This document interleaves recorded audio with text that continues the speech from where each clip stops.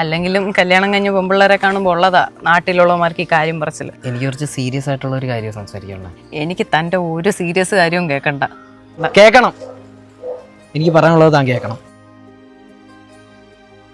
എൻ്റെ ചേച്ചിക്ക് ഒരു 4 കൊല്ലമായിട്ട് ഒരു റിലേഷൻ ഉണ്ട്. എന്നോടും പറഞ്ഞായിരുന്നു.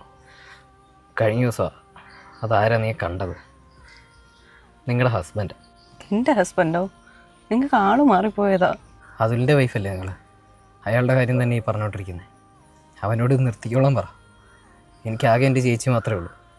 ഇനി അവൻ എൻ്റെ ചേച്ചിയെ കണ്ടെന്ന് ഞാൻ അറിഞ്ഞ കൊല്ലും ഞാൻ ആ പന്നിയെ. ഒന്ന് ഹസ്ബൻഡിനോട് പറഞ്ഞേരെ.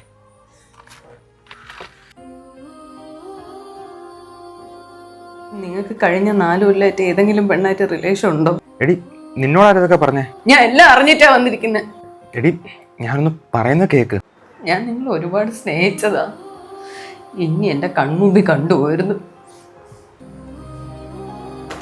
നമ്മുടെ ജീവിതത്തിൽ ഏറെക്കാലം സ്നേഹിച്ച ഒരാള് നമ്മളെ പറ്റിക്കുമെന്ന് അറിയുമ്പോൾ ആ നിമിഷം നമ്മൾ വല്ലാതെ തകർന്നു പോകും. ഈ ഒരവസ്ഥ ആർക്കും ഇനി വരാതിരിക്കട്ടെ.